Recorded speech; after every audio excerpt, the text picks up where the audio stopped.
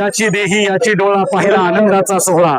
खऱ्या अर्थानं आयुष्यामध्ये वारी ही महत्वाचा भाग मानला जातो. उद्या महाराष्ट्रातून, उद्या जिल्ह्यातून किंवा राज्यातून सगळी मंडळी एकत्र येत असताना आज आपण आलेलो आहे इंदापूर नगरीमध्ये, जिथे हा गोल रिंगण सोहळा साकारला जातोय. आणि या सोहळ्यासाठी हे सगळं नियोजन, आयोजन आणि संयोजन ज्या माध्यमातून होतंय, ही सगळी मंडळी आपण पाहतोय.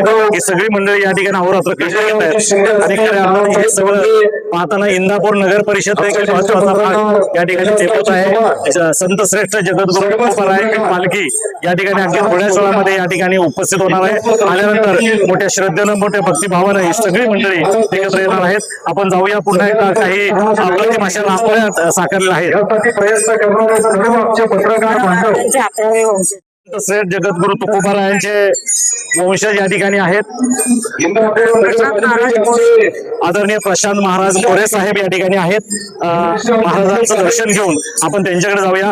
खरं तर महाराजांकडून संत तुकोबारायांची पालखी अनेक वर्षाची परंपरा या ठिकाणी साकारत असताना या ठिकाणी आता इंदापूर नगरीमध्ये आलेली आहे. खरं तर बिहू वरून ही पालखी निघाली. असा प्रश्न पडला होता, निसर्गाचं संकट येते की काय, पाऊस येतो की काय, ऊन येते की काय, वारा येतो की काय, आणि सगळ्या वारकऱ्यांची सोय होती की नाही हा प्रश्न पडला होता. परंतु क्षणार्धात इंद्रायणी स्वच्छ करण्याचं काम निसर्गाने केलं आणि तिथनं पुढे जे वारी चालू झाली विना विलंब, विना खंड आणि कुठल्याही प्रकारचा अडथळा न येता या ठिकाणी झाली. काय सांगाल, कशा पद्धतीचं आपल्या या एकूणच वारीचं नियोजन आहे? रिंगण सोहळ्याची काळजी आहे, त्याबरोबर पूर्ण वारीची काळजी भगवंताला आहे. काळजी घेतो. विलासायास ही पालखी देवतून या इंदापूरपर्यंत पोचते, याचा मोठा मला आनंद आहे. खरं तर बिहूवरून हे सगळं सुरू होतं आणि प्रत्येक सणाला किंवा प्रत्येक पालखीच्या ज्या भक्ताला बरोबर घेऊन जाण्याचं काम तुम्ही करताय. खरं तर वर्षातून एकदा हा सोहळा होत असताना प्रत्येकाला ओढ लागलेली असते या सोहळ्यामध्ये. आणि खरंच हे नियोजन अतिशय उत्तम पद्धतीनं तुम्ही करत आहात. याची ऊर्जा तुम्हाला कुठून मिळते? ऊर्जा ही पूर्ण जगद्गुरूच्या माध्यमातून ऊर्जा प्राप्त होते. आणि त्यांनी भक्ती परंपरा आम्ही पुढे चालू ठेवली. आमची 11वी पिढी भक्ती परंपरा निरंतर आम्ही चालू ठेवतो. त्यामुळे ही ऊर्जा मला प्राप्त होते. भगवंत आणि तुकोबाराय या मला सहाय्य करत असतात. श्री क्षेत्र भंडारा डोंगर या ठिकाणी वैभव उभं राहते. साधारणतः तिथे दर्शनासाठी अनेक भक्त येत आहेत. हे पूर्णपणे काम पूर्ण कधी होईल असं वाटतं? ते पूर्ण काम 1-1.5 वर्षामध्ये पूर्ण काम वर्ष आणि खर्च पूर्ण जे नियोजन आहे ते पूर्णत्वास झालं असं मला वाटतं. 1.5 वर्षामध्ये ते पूर्ण होईल. आज उभ्या महाराष्ट्रातील सगळे भक्तगण या ठिकाणी भांडवलाचे त्यांच्या माध्यमात चालू आहे. नाटकपालिका उपस्थित आहेत, त्यांना तुम्ही काही प्रश्न विचारा. खरं तर श्री क्षेत्र भंडारा डोंगर या ठिकाणचं सगळं व्यवस्थापन तुम्ही पाहताय. प्रत्येक भाविकांची इच्छा आहे की लवकरात लवकर ते संपूर्ण काम पूर्ण हो आणि नतमस्तक होण्यासाठी आम्हाला खुलं करू. किती दिवसात हे साकारलं जाईल असं वाटतं? मस्तक आहे पायी माझ्या संतांच्या त्या उक्तीप्रमाणे जगदवंदनीय जगद्गुरू संत तुकाराम महाराज भंडारा डोंगर या ठिकाणी देवदेवस्थान भंडारा डोंगर देवस्थान सर्व मिळून तुकोबारायांचं 200 कोटीचं एक मंदिर त्या ठिकाणी साकारत आहे. मंदिर आता जवळजवळ 90% पूर्णत्वाला गेले. पण त्या मंदिराच्या बांधकामासाठी शासनाचं कुठलंही अनुदान नाही. हे जे आज आपल्या पालखी सोहळ्याबरोबर असणारे भाविक आहेत त्या वारकऱ्याच्या 1-1 रुपयामधून 200 कोटीच्या मंदिराची वाटचाल आज कळसाच्या दिशेने आहे. कारण ज्या तुका आकाश आहे एवढा या उंचीप्रमाणे तुकोबारायांचं मंदिर व्हावं. आज ह्या उभ्या महाराष्ट्राला देशाला हे कळलं पाहिजे तुकाराम महाराज किती श्रेष्ठ होते. आणि आपली जी आताची पिढी आहे तरुणांची त्या पिढीला कळलं पाहिजे ज्ञानोबा तुकोबा आणि पंढरीची वारी काय असते हे आपल्या प्रत्येकाच्या कुटुंबामध्ये मुलाबाळांना हे समजावं. हा उद्दिष्ट ठेवून हे तुकोबारायांचं मंदिराचं काम चालू आहे. यामध्ये यारे सकाळचा नेता आहे, सर्वांचा अधिकार या उक्तीप्रमाणे यामध्ये सर्वांनी इथं जात मत काही नाही. यारे सकाळ तुकाराम महाराजांनी आम्हाला त्या सकाळच्या बुद्धीने एकत्रपणाने हा सोहळा या ठिकाणी तुकोबारायांचं मंदिर सुद्धा ह्या शाळेचे आपण जे काम आहे ते आपल्याला ह्या 2026च्या एंड पर्यंत पूर्णत्वाला करायचं पुण्याला काम कळसा चालू आहे.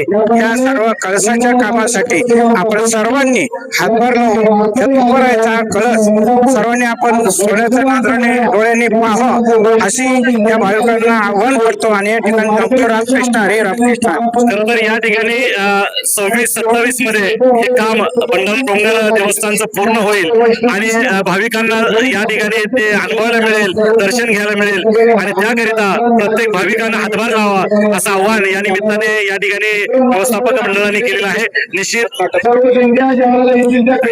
अध्यक्ष नाव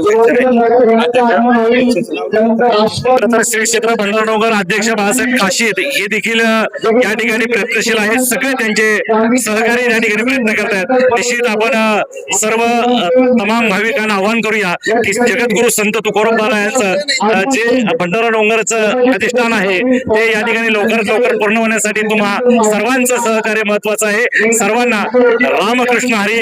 कराळे पाटील आवाज आणि योद्धा चॅनलच्या वतीनं मनापासून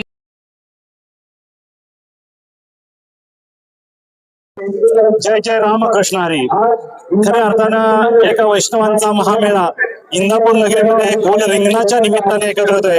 जगद्गुरु संत तुकाराम महाराजांची पालखीचा सोहळा या ठिकाणी चालू आहे. खऱ्या अर्थाने या सोहळ्याचं उद्घाटन अर्थात आपण म्हणून स्वागत, हे स्वागत रांगोळीच्या माध्यमातून होतंय.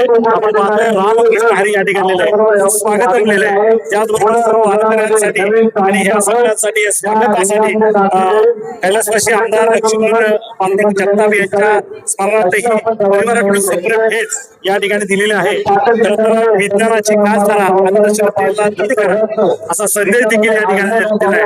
त्याचबरोबर ज्ञानाचा प्रकाश आणि श्रद्धेचा विनाश तसेच या ठिकाणी अनेक संदेश देण्याची ही रांगोळी अंधश्रद्धा खऱ्या अर्थानं दूर होण्यासाठी हा संकल्प या ठिकाणी केलेला आहे. ज्या मुलीनं ही रांगोळी साकारली त्यांच्याकडे आपण आलोय, माहिती घेऊया साधारणतः याला किती वेळ लागला, साधारणतः याला लागणारी रांगोळी किती आणि हे सगळं कुठून उभं राहत आहे. ताई तुझं नाव सांग. रामकृष्ण हरी. माझं नाव हर्षाली उर्फ पूजा अमोल काळे, राहणार दोलवड, शिवजन्मभूमी जुन्नर पुणे येथील मी शिवकन्या आहे आणि गेली 3 वर्ष मी जगद्गुरूंच्या वारीमध्ये रांगोळीची सेवा करते. सेवा करता करता की जे मला मानधन उपलब्ध होतं तर त्यातून आपण समाजासाठी काय देऊ शकतो याच्यातून मग समाज प्रबोधन हे रांगोळ्यांमधून करायचं हा माझा मेन उद्देश असतो. आता साधारणतः ही रांगोळी काढायला किती वेळ लागला? मला हार्डली 10 ते 15 मिनिटं लागले. 15 मिनिटांमध्ये एवढे भव्य रांगोळी साकारली. त्यामध्ये लागणारं जे साहित्य म्हणजे रांगोळी साधारणतः किती लागते? किती म्हणजे आता प्रत्येक रांगोळीवर डिपेंड असतात. त्याच्यामध्ये मला प्रत्येक कलर साधारण 2-2 किलो लागला आणि 10-1 किलो व्हाईट रांगोळी लागली. 10 किलो व्हाईट रांगोळी. एकूणच प्रत्येक रिंगण सोहळ्यामध्ये रांगोळी काढता का इथेच? नाही, मी माझी सेवा ही पूर्णपणे रस्त्यांवर असते. महत्वाच्या ठिकाणी जिथे आपल्याला जागा उपलब्ध होईल तिथे रांगोळी काढते. साधारणतः या पूर्ण म्हणजे दौऱ्यामध्ये आपण म्हणून पालखी जो मार्गक्रमण करत असते त्याच्या पुढे ही रांगोळी या ठिकाणी साकारते. परंतु यासाठी लागणारी जी रांगोळी आहे ते तुम्हाला कोण पुरवतं आणि किती प्रमाणात लागते? आता यासाठी मला रांगोळी साधारण 8.5 ते 9 टन लागते. 1 ट्रक रांगोळी माझ्या बरोबर आहे. रांगोळी लागते हो. आणि त्यातली आता निम्मी रांगोळी माझी संपलेली आहे आणि दरवर्षी मला कोणी ना कोणी मदत करतं. पहिल्या वर्षी बॉर्डरलेस पॅन्थर्स फाउंडेशन पोत्र यांनी केलं होतं सहाय्य. मागच्या वर्षी संस्थांनी रांगोळी दिली होती परंतु गाड्या माझ्या स्वतःच्या नाही आहेत, मी भाडोत्री आणते तर त्याच्यामुळे त्याचं भाडं वगैरे लेबर्स लोक असतात त्यांचं सगळं मी मॅनेज केलं होतं. आणि या वर्षी सुद्धा मला आपले दिवंगत आमदार पिंपरी चिंचवडचे लक्ष्मणराव पांडुरंगराव जगताप यांच्या स्मरणार्थ त्यांच्या मित्र परिवाराने वाहन सौजन्य आणि रांगोळी सौजन्य त्यांनी केलं. आणि जे छोटं वाहन माझ्या बरोबर आहे ते आर्ट ऑफ लिव्हिंग परिवार बोरवाडी मनसरच्या सुरेखा बोर यांनी मला ती मदत केली. आणि हे सगळी लोक मला एवढं प्रेम देतात, तेवढी भरभरून मदत करतात, तर त्यातूनच मग लोकांनाही आपण काहीतरी चांगलं द्यायला हवं म्हणून या विविध रंगी आणि विविध समाज प्रबोधनाच्या रांगोळ्या करते. परंतु हे सगळं करत असताना मी वैयक्तिक कुठलंही मानधन घेत नाही. फक्त जे मला मटेरियल लागणार आहे तेवढंच मी घेते आणि ती हिशोबाने जे लेबर्स माझ्या बरोबर आहे त्यांचंही पेड मीच करते, त्याचे पैसे मी कोणाकडूनही घेत नाही. क्या बात आहे. खरं तर प्रत्येक ठिकाणी मी रांगोळी काढत असताना कुठल्या प्रकारची किंवा या देवस्थानच्या ठिकाणी विनामूल्य सेवा करतात. जे मटेरियल किंवा जे लागणारे वस्तू आहेत तेवढ्याच ते उपलब्ध करतात. खरं तर तुझ्या या कलेला कुठं शासन दरबारी तुला असं काही पुरस्कार वगैरे प्राप्त झालेत का? नाही, अजून तरी नाही झाला.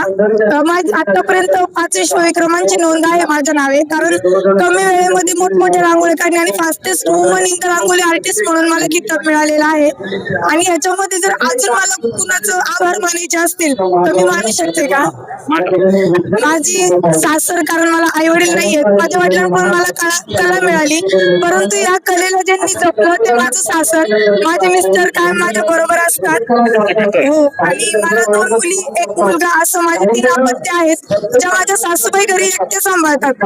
आणि त्या घरी ते बघतात म्हणून मी बाहेर एवढं निर्धास्तपणे या सगळ्या गोष्टी करू शकते. आणि जी माझी टीम आहे हे खूप गरीब घरातली मुलं आहेत, जे आता माझ्या बरोबर आहेत, माझ्या सगळ्या गोष्टीला माझ्या बरोबर असतात. त्यांचे सुद्धा मी खूप आभारी आहे. आमचे ड्रायव्हर मामा सुद्धा कधी ते हे नाही करत की नाही ताई खूप काम आहे, आम्ही रांगोळी आणत किंवा काही नाही, ते स्वतः गमिले घेऊन येतात, मला रांगोळी देऊ लागतात, खूप मदत करतात. आणि या सगळ्यांमुळे मी इथं आहे. याच्यामध्ये मी म्हणा की माझ्या एकटीचं क्रेडिट नाहीये, माझ्या मागे झटणारे जे सगळे हजारो हात आहेत त्या सगळ्यांचे मी मनापासून आभारी आहे. आणि त्याचबरोबर जे सगळे सोशल मीडिया इन्फ्लुएन्सर आहेत, सगळे न्यूज रिपोर्टर्स आहेत, त्यांनी मला महाराष्ट्राच्या घराघरात पोहोचवलं, त्या सर्वांची देखील मी मनापासून आभारी आहे. खरं तर आमच्या चॅनलचं कर्तव्य देखील आहे चांगुलपणाचं या ठिकाणी प्रसिद्धी द्यायची. आणि खऱ्या अर्थाने एक 4था आधारस्तंभ जे म्हटलं जातं आपल्या पत्रकारितेला, त्यातलाच एक भाग एक चांगुलपण तुम्ही केलं आणि ते चांगुलपण दाखवण्याचं काम आम्ही करतोय. निश्चित तुमचं कुटुंब तुम्हाला साथ देत आहे, त्या कुटुंबाला आम्ही धन्यवाद देतो. आणि अशीच प्रगती पुढच्या काळात देखील बरोबर करत राहू, अशा प्रकारे आमच्या चॅनलच्या वतीनं तुम्हाला या ठिकाणी शुभेच्छा देतो. धन्यवाद. मी योद्धा न्यूज मराठीचा संपादक नारायण मनोहर सूर्यवंशी. रोजच्या खात्रीशीर बातम्यांसाठी पाहत रहा आमचे न्यूज चॅनल. आजच सबस्क्राईब करा, व्हिडिओला लाईक करा आणि शेअर करा. धन्यवाद.